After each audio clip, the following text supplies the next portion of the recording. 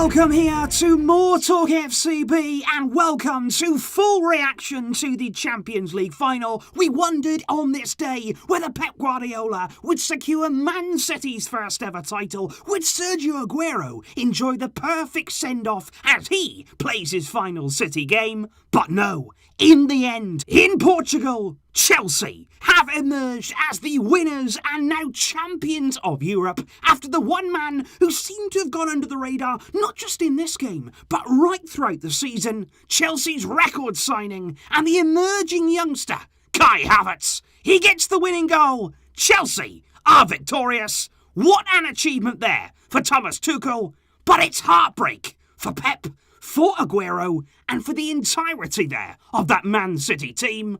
We're going to be talking about it all.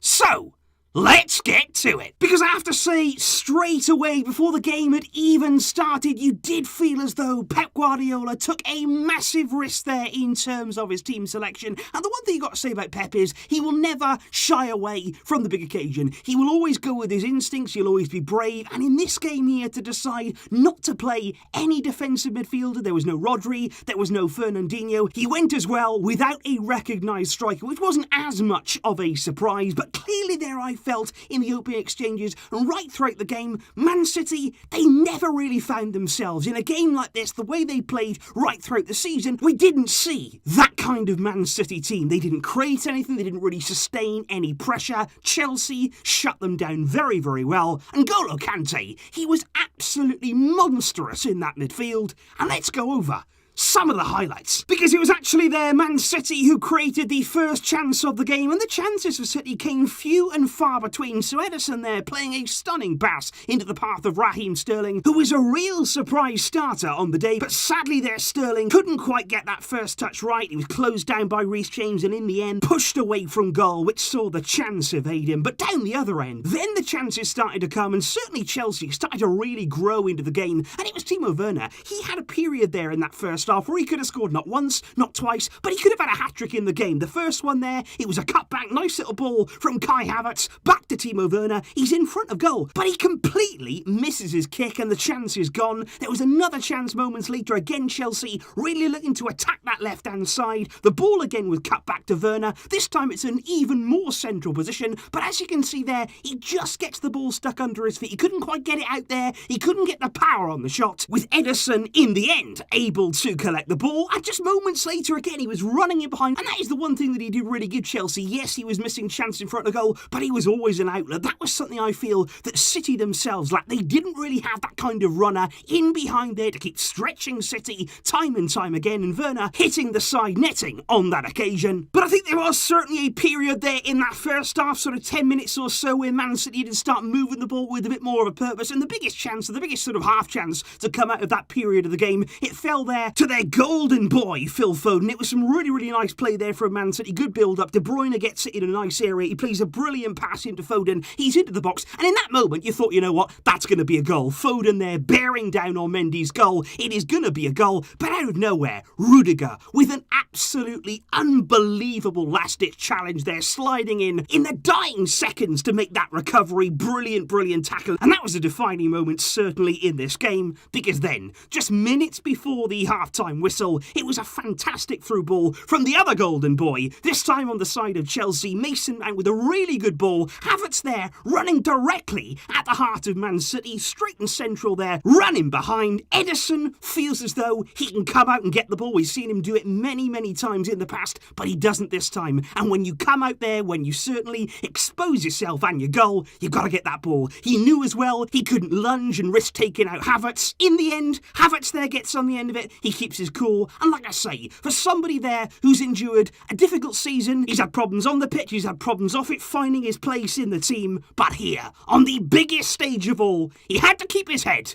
and he has scored what turned out to be the winning goal. And I think certainly there at half-time, what you could see right throughout that first half, and indeed the game, was just the way that Chelsea really did nullify City in terms of everything they were trying to create. Chelsea just shut them down time and time again there. The door was slammed in their face. They kept the spaces really, really tight. They were restricting Man City to play in really tight spaces. And I just didn't feel as though today City had that crisp passing game. They weren't passing with the same confidence, with the same purpose. And for that reason, they couldn't find a way through Chelsea. Chelsea, they're winning the ball back very, very quickly. And when they did win it back, they were doing things with it. City could not sustain that pressure. And just moments there into that second half, things for them, they got even worse too, because Kevin De Bruyne, who up until that point, to be fair, was not having a good game, wasn't really the kind of De Bruyne that we've seen right throughout the season. What we know he is capable of, but he had a really heavy blow there. Rudiger blocked him off. He got booked for what he did. It was a really, really big collision. De Bruyne stayed down there for several minutes, which meant at the end of the game, there was a lot of added on time, and sadly for De Bruyne, he had to go off there. He had a big, big bruise. You could already see it appearing under his eye, and that was Man City's creativity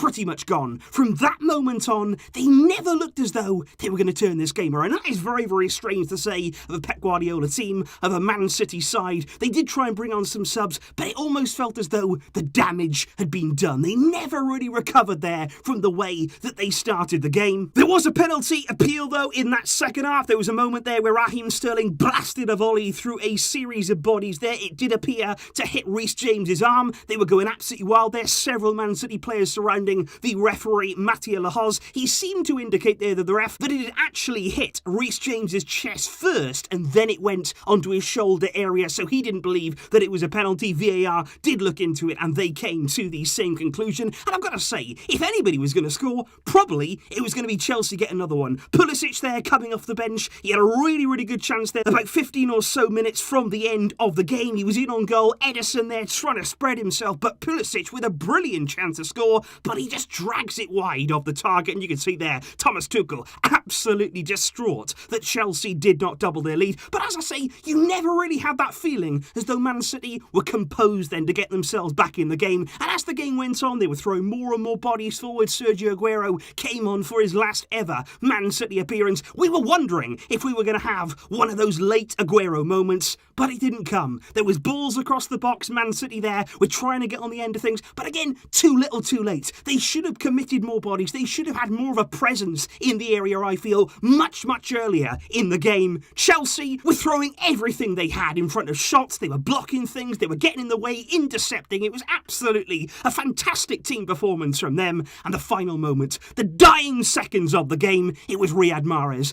That was the final chance for Man City there. Ball bouncing on the edge of the area. He hits it there, and everybody just stood and watched. Even the keeper there, Mendy, he's watching the ball, hoping and praying that it wasn't going to go in the top corner. And I think really that sums up City's game. You felt as though the potential was there. You felt as though this was their massive chance to win the Champions League. It hurts for me to see Pep not go and do it there with all the affection that we have for him. Of course, Sergio Aguero, he was in tears at the final whistle. He's going to come and join Barca now, and we're going to try and look after him. But it's a really sad day and a difficult day if you're a Man City fan. But if you're Chelsea, you have come here. You've upset the odds. It's a massive win. Their second Champions League title in their history.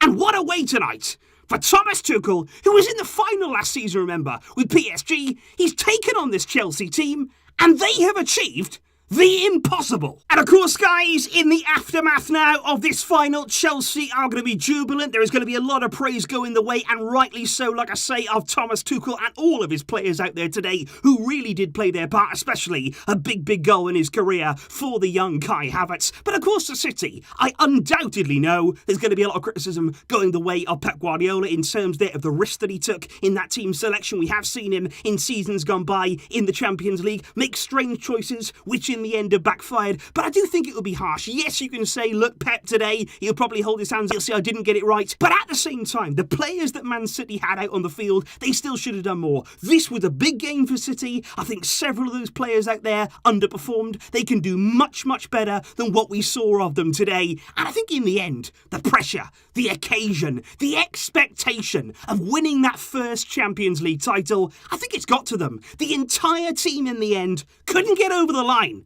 Chelsea could, and they deserved their win. You've got to be honest. in the end. So that right there, guys, is the Champions League final 2021. Chelsea leave as the champions, and as a result now, they will not only take home the Champions League trophy from Portugal, but they will also be taking part, of course, in the European Super Cup. That game will see them play La Liga's own Villarreal. That should be a good one, as the club season comes to a close.